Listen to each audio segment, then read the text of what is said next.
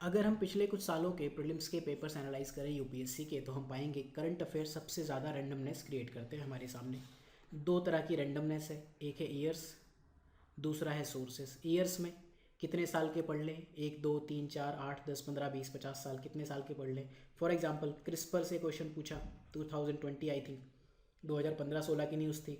टालानोवा dialogue 2014 की news थी। अल्माटा declaration काफ़ी पुराना है। ट्राइक्लोजन अभी रिसेंटली 2 साल से न्यूज़ में चल रहा है। माइट्रोकॉन्ड्रियल डिजीज़, ये तो बायोलॉजी का पार्ट है। बोलगार्ड 1-2 2001 की न्यूज़ है। एफआरए ये 2006 का एक्ट है। पाम ऑयल पता नहीं कब से न्यूज़ में है। ये वो टॉपिक्स हैं, मैंने कुछ एग्जांपल लिए जो यूपीएससी ने पिछले 2 से 3 सालों में पूछे हैं क्वेश्चंस। तो ईयर्स का एक तो इशू है, रैंडमनेस है। दूसरी सोर्सेज की, मार्केट में फ्री और पेड दोनों ही तरह के पोर्टल्स अवेलेबल हैं। चाहे जितने तरह के फ्री पोर्टल हों, ब्लॉग्स हों, या फिर यूट्यूब चैनल्स हों, या फिर टेलीग्राम हो, या फिर आंसर राइटिंग पोर्टल्स हों, एमसीक्यू प्रैक्टिस पोर्टल हो, न्यूज़पेपर से एमसीक्यू हो। कोई कहे हिंदू अच्छा है, कोई कहे इंडियन एक्सप्रेस अच्छा है, हिंदू को गोली मारो। तो इस तरह की काफ़ी सारे मटेरियल्स अवेलेबल हैं, फिर भी एक सोर्स नहीं डिफाइन है। किसी ने पीटी 360 बना दिया, किसी ने पीटी 365 बना दिया, किसी ने फीडली बना दिया। ये सब चीज़ें चल रही हैं, बट फिर भी हम इस चीज़ को, इस मुद्दे को टेम नहीं कर पा रहे। इशू क्या है? अगर आप मेरे अकॉर्डिंग, मेरी विजडम से चलो, तो मेरे अकॉर्डिंग ये है कि करंट अफेयर्स डिफाइन नहीं है। एक्चुअली हमने सिलेबस को जब डिफाइन किया तो इन जनरल हम दो चीज़ों में डिफाइन करते हैं, एक होता है स्टैटिक पार्ट, एक होता है करंट अफेयर्स। एक बीच की भी दुनिया होती है जिसे हम कहते हैं कंटेम्प्रेरी इशूज़।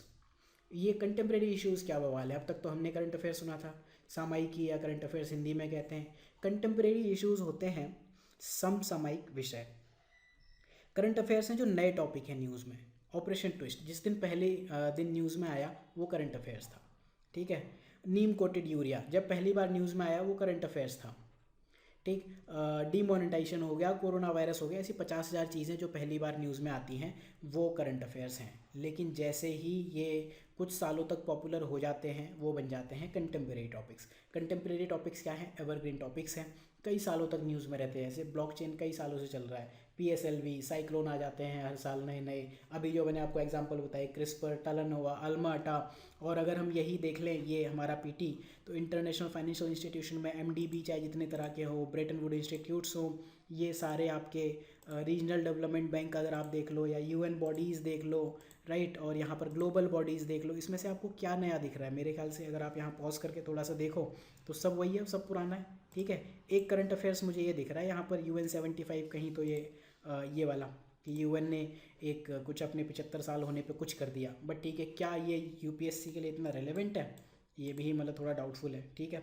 देन ट्रीटीज़ देख लो, चाहे आरसीईपी हो, ये वाली हो, ठीक है, कुछ भी चलती रहती है, ये सारी एवरीथिंग, ये सब हमेशा से न्यूज़ में है। तो इसे आप करंट अफेयर्स में या पीटी में क्यों जोड़ देते हो, राइट। इंडिया नेबर्स देख लो, ट्रांसपोर्ट कॉरिडोर हो गए, ये सारे वेस्ट एशिया ट्रांसपोर्ट कॉरिडोर भी वही सब चीज़ें चल रही हैं। आप देखो BRI, स्ट्रिंग ऑफ पर्ल्स, ये सब चीज़ें चली रही ना न्यूज़ में, ठीक है।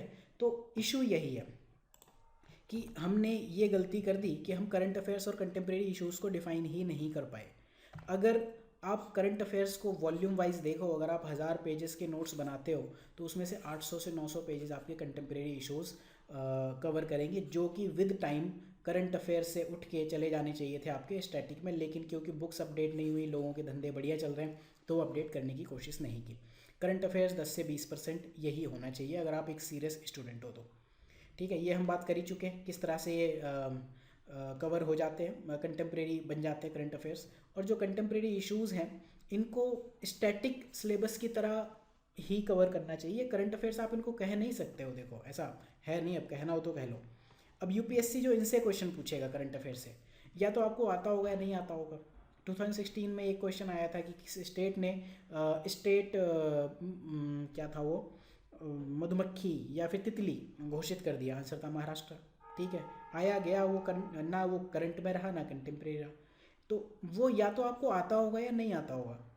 लेकिन जो ट्रिकी क्वेश्चंस बनेंगे वो इन्हीं से बनेंगे। आधार से देखो आप, गवर्नेंस वाले टॉपिक्स हैं, ट्रिकी क्वेश्चंस बन रहे हैं। डिक्लेरेशन हो गया, इन्वायरमेंटल कन्वेंशंस हो गए, सब ट्रिकी क्वेश्चंस बनते हैं। और ये साथ में मेंस के लिए भी इंपॉर्टेंट है, ठीक है।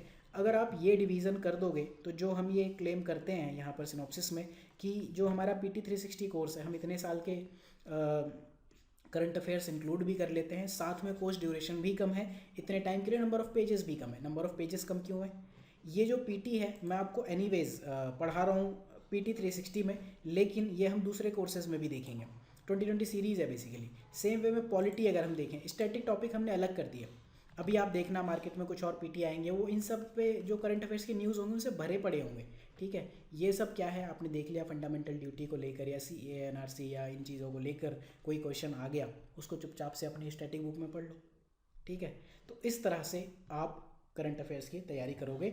अगर आप मेरी इस पूरी जो बकवास है इससे एग्री करते हो तो ठीक है, अदरवाइज़ फिर आप वीडियो बंद करके जा भी सकते हो, ठीक है। तो जो ये कोर्स है ये आपको PT 360 मिलेगा यहाँ पर। ये प्लेलिस्ट है PT 360 2022।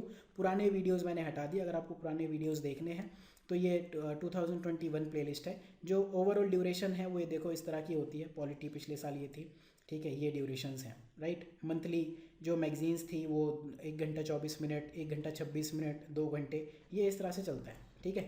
सारे वीडियोज़ यहीं आएंगे टॉपिक बाई टॉपिक, ठीक है। और सिनॉप्सिस की वेबसाइट पे जाके आप ये कोर्स यहाँ से स्पेशल कोर्सेज में जाके परचेज कर सकते हो, ठीक है। तो थोड़ा सा और चलते हैं हम कोर्स की डिटेल में। पीटी में हमने ये दोनों चीज़ें कवर की हैं, ये यहाँ डिफाइन करना ज़रूरी था। 1 साल के करंट अफेयर्स और 5 साल के कंटेम्प्रेरी इश्यूज़, दोनों चीज़ें कवर्ड हैं।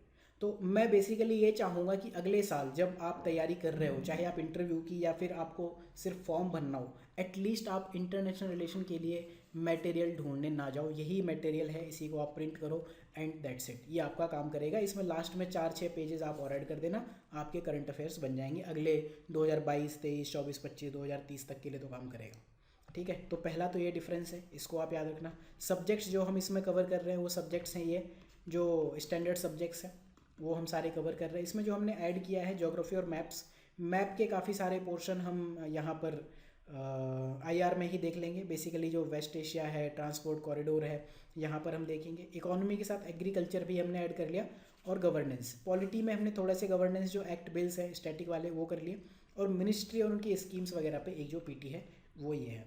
तो ये सब्जेक्ट्स हैं।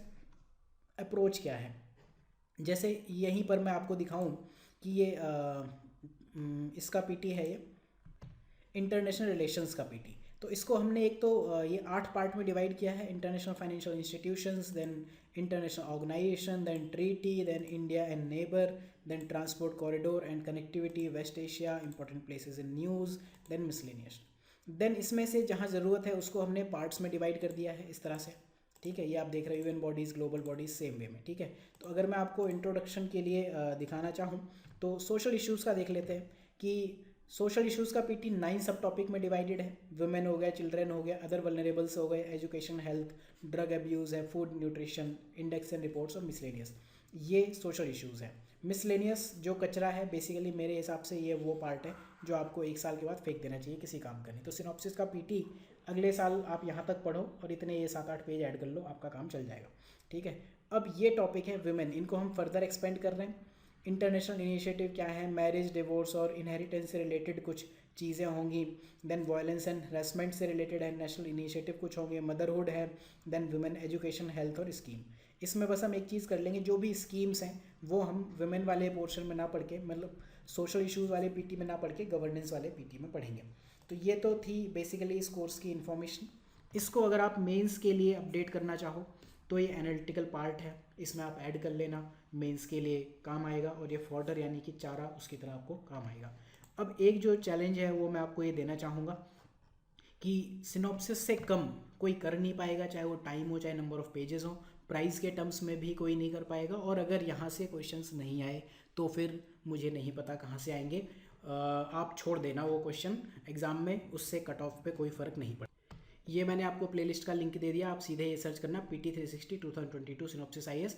ये वाले लिंक पर आप क्लिक करके प्लेलिस्ट को अपने लिए सेव कर सकते हो। कोर्स में अगर आपको एनरोल करना हो, बाकी डिटेल्स यहाँ लिखी हुई हैं। प्राइस काफ़ी कम है, जितना ज़्यादा अफोर्डेबल हो सकता है उतना हमने इस प्राइस को रख दिया, ठीक है। साथ में आप जो अदर स्पेशल कोर्सेज हैं 2020 50-50 सीरीज़, उसका भी ये पार्ट है। अगर उसकी हम टॉपिक लिस्ट देखें तो उसमें जो इंटरनेशनल रिलेशंस हैं उसमें ये कवर्ड है। और इसके अलावा जो प्रीलिम्स 2.0 कोर्स है उसके अगर हम सब्जेक्ट्स में जाएं, जो सब्जेक्ट्स हैं उसमें जो इंडियन पॉलिटी के बाद गवर्नेंस, सोशल जस्टिस और science tech, internal security, international relations, agriculture और करंट अफेयर्स, ये इतने टॉपिक्स, ठीक है, 4, 7, 8, 9 ये वाले, ठीक है, ये आपके पीटी में कवर हो जाएंगे। इतना पार्ट आपका अलग हो गया, बाकी चीज़ें आप अलग अलग पढ़ते रहो जो स्टैटिक का पार्ट है। तो मिलते हैं पहले लेक्चर में, इंटरनेशनल रिलेशंस मैं आपको पढ़ाने वाला हूँ। साथ में आप ये न्यू वेबसाइट चेकआउट कर सकते हो, slowly we are working on it.